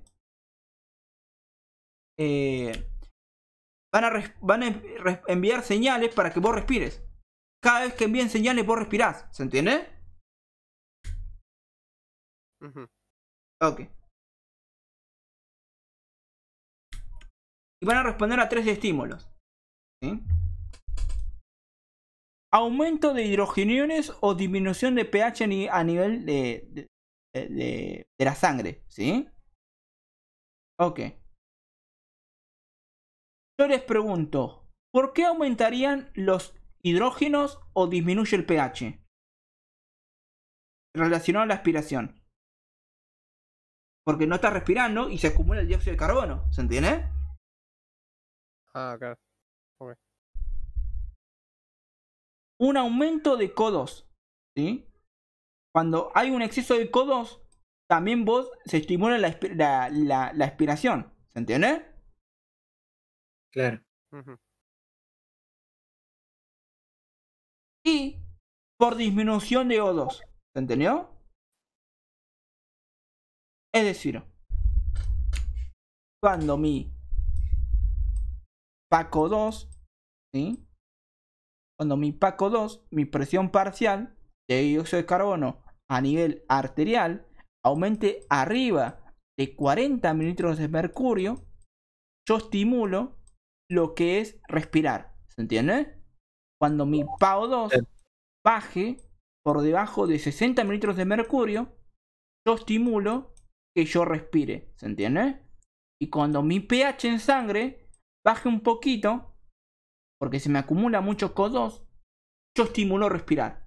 Y ahí yo respiro. ¿Se entendió? Entonces, por los quimiorreceptores periféricos, ¿cuáles son los 3 estímulos? Para que yo respire. Sería el aumento de hidrógenos. De hidrógenos o disminución del pH. ¿Aumento de qué? pH, aumento de dióxido de carbono. Cuando aumenta por arriba de 40 mililitros de mercurio. Y la disminución disminución del oxígeno. de oxígeno cuando baja por debajo de 60. ¿Se entiende? 60, sí. Y ahí Profe, vos estimulás a respirar. Perdón, ¿necesariamente se tienen que dar los 3 en simultáneo o ya con uno se estimula? Ya con uno se estimula. Ok. Igual, o sea, se puede estimular con cualquiera de los 3. ¿Se entiende? Ok. Pero si vos no respirás, aumenta el CO2 y aumenta el oxígeno. Y también genera cambio en el pH. O sea, están todos como muy ligados, ¿no? Claro, sí. Ok. Entonces, ¿entendieron los quimiorreceptores periféricos? Sí. Ahora vamos a ver los centrales, ¿sí? Es un quilombo, pero es más de lo que vimos, ¿sí? Entonces, vos no respirás. Si no respirás, aumenta ¿qué cosa? Los hidrógenos libres y el dióxido de carbono. ¿Se entendió? Ahora, los hidrógenos van a atravesar de forma muy lenta, o en algunos libros pueden encontrar que directamente no pasan hacia lo que es esto de los capilares cerebrales, ¿sí? No pueden pasar la barrera hematoencefálica, ¿se entendió? Pero sí lo que va a pasar es el dióxido de carbono. ¿Se entendió hasta ahí el momento? Ok. Entonces el dióxido de carbono atraviesa la barrera hematoencefálica y llega a los capilares cerebrales, ¿sí? Y después de los capilares cerebrales pasa al líquido cefalorraquídeo. Y en el líquido cefalorraquídeo lo que va a pasar es que el dióxido de carbono se une a una molécula de ¿qué? De agua. Y me forma ¿qué cosa? Ácido Ácido carbónico. por la anhidrasa carbónica, ¿sí? Sí. Y este se disocia mágicamente en hidrógeno y en bicarbonato, ¿se entiende? Entonces, este hidrógeno me baja el pH en el quimiorreceptor central. Y cuando me baje el pH, el quimiorreceptor central se activa. ¿Se entiende? El quimiorreceptor se activa. Y cuando se active, le va a decir al grupo respiratorio dorsal que respire. ¿Y dónde se encuentra el quimiorreceptor central? En el bulbo raquídeo. O sea, se encuentra al lado del centro respiratorio. ¿Se entiende? Entonces vamos a decir que el quimiorreceptor central responde a un solo estímulo, que son cambios en el pH en lo que es la periferia del quimiorreceptor central, que se encuentra en el bulbo raquídeo. ¿Se entiende? Ok. Entonces, ¿dónde se encuentra el quimiorreceptor central? ¿En el bulbo? En el bulbo raquídeo. En el bulbo raquídeo. Exacto. Ahí está. ¿Lo entendieron ahí? Perfecto. Ahora, ¿el hidrógeno puede pasar la barrera hematoencefálica? ¿Sí o no? No, pero puede pasar el dióxido de carbono. Puede pasar el dióxido de carbono. Y pasa el dióxido de carbono. ¿Ahora qué pasa si pasa el dióxido de carbono? Se une con un agua a partir de, bueno, a través de una reacción reversible de la anhidrasa carbónica. Y Se forma forma el ácido carbónico y se disocian ¿qué? en un hidrógeno y en bicarbonato. En hidrógeno y bicarbonato. Ahora el hidrógeno me acidifica el medio y me activa el quimiorreceptor central y le envía la señal al grupo respiratorio dorsal para que vos respires. Claro. Y así es como actúa el quimiorreceptor central. ¿Les pareció difícil? Es más de lo que vimos ya. ¿Sí? Entonces, el quimiorreceptor central responde a un aumento de hidrógenos en el intersticio del quimiorreceptor central o una modificación del pH. ¿Sí? Mientras que el quimiorreceptor periférico responde a 3 estímulos: aumento de CO2, disminución de O2 o aumento de hidrogeniones o disminución de pH. ¿Sí? Entonces, cuando el quimiorreceptor central o periférico le envíe una señal al grupo respiratorio dorsal, vos respirás como el monito, ¿sí? Y cuando deje de enviar la señal, vos no respirás. Vos entrás en apnea, ¿se entiende? Ok. ¿Vos entendiste, llamo? Mm. ¿Me lo repetís otra vez? Bueno, cuando el quimioreceptor central y el quimioreceptor periférico envían señales al grupo respiratorio dorsal, ahí es cuando vos respirás. ¿Sí? Sí, ¿no? Y cuando no envías señales, vos no respirás. Estás en apnea. Claro, sí. ¿Entiendes? Sí. Profe, Ahora, y que no se envíen señales es patológico, ¿no? no, es normal. Vos Ah, tenés momentos donde no respirás, es porque tus quimioreceptores central y periférico no están enviando señales. Cuando vos ves a una persona dormida, vas a ver que hay momentos donde respira y otros momentos donde no respira. Y bueno, es porque el quimioreceptor central y periférico no están enviando señales en este momento. ¿Se entiende? ¿qué eran esos 3 segundos? ¿No? O sea, vos tenés. O sea, nosotros vamos a decir lo siguiente. La señal respiratoria que vos enviás se va a enviar más o menos. O sea, vos enviás la señal respiratoria y la respiración se va a iniciar, la inspiración se va a realizar más o menos de forma lenta al inicio y luego de forma rápida. ¿Sí? Hizo tu señal en rampa. Y luego en los 3 segundos te deja básicamente de estimular el diafragma y ahí es donde puedes iniciar la aspiración. Ahora, Claro. después de esos 2 segundos, vos ya no envías más señales. ¿Se entiende? Ahí va. Entonces Ahora sí. ahí es básicamente cuando estás en apnea. ¿Se entiende? Claro. Entonces, el quimioreceptor central, ¿a qué respondía? Cambios del pH o aumento de hidrogeniones en el intersticio del quimioreceptor central. ¿Se acuerdan? Y el periférico respondía a aumento de hidrogeniones o disminución de pH, aumento de CO2 o disminución de oxígeno. ¿Se entendió? Entonces, cuando yo envío señales, respiro. ¿Sí? Cuando no envío señales, entro en apnea. ¿Se entendió? Claro. Ok, entonces tenemos la respiración de Cheyne-Stokes. ¿Sí? La respiración de Cheyne-Stokes nos está hablando de una persona que está hiperventilando y luego tiene un periodo de apnea muy prolongado. ¿Se entiende? Entonces, la respiración en Cheyne-Stokes es para personas que están en coma, ¿sí? Entonces, ¿cómo es esto, básicamente? Primero, tienen una muy elevada frecuencia respiratoria.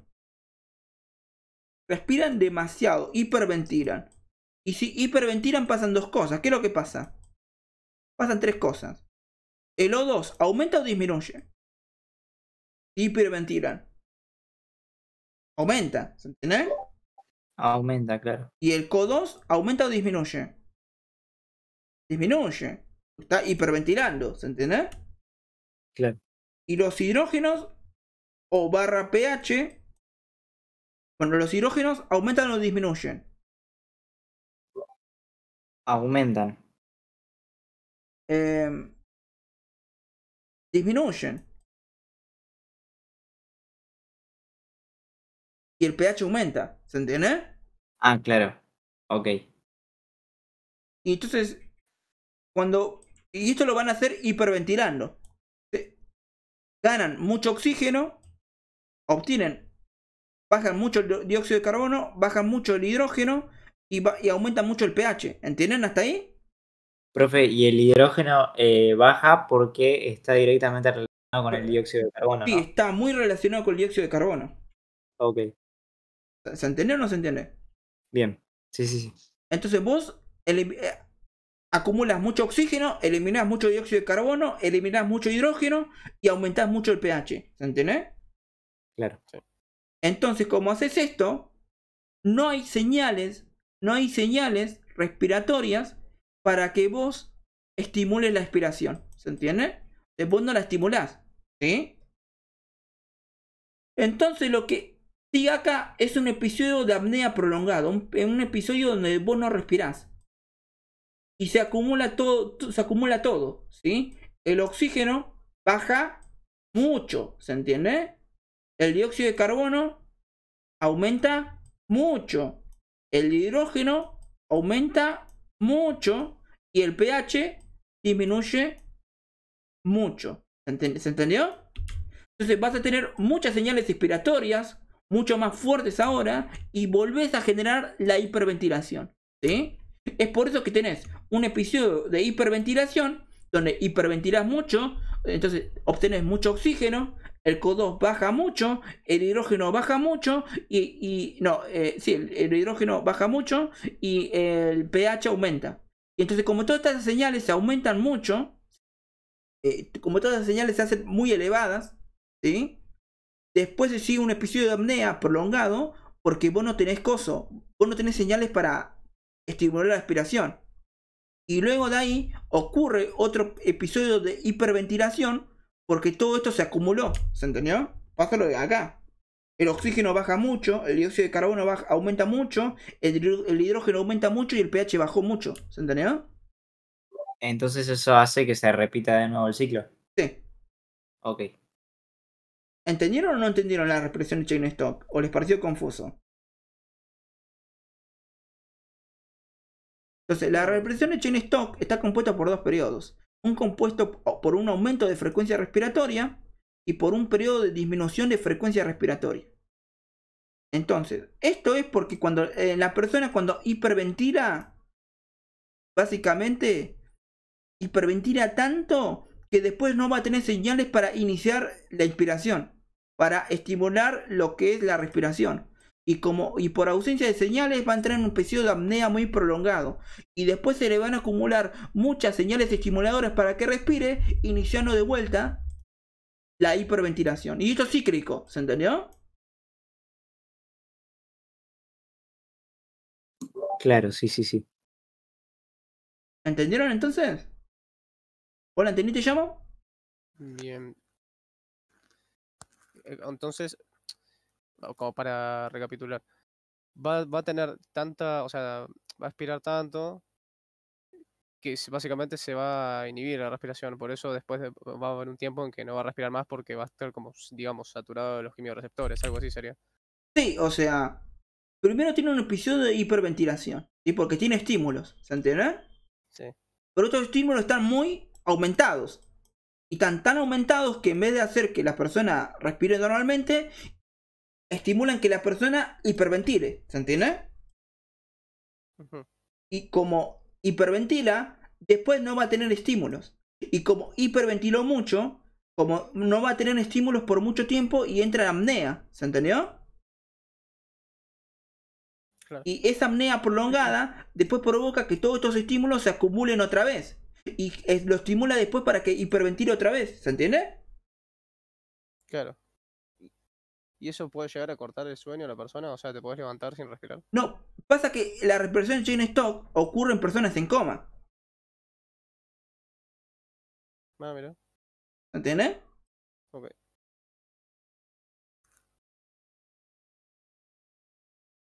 Bueno, eso sería todo por hoy, ¿sí? ¿Quieren que explique algo otra vez? ¿Algún tema en particular de lo que vimos? ¿O lo dejamos ya acá? Por mí acá está bien.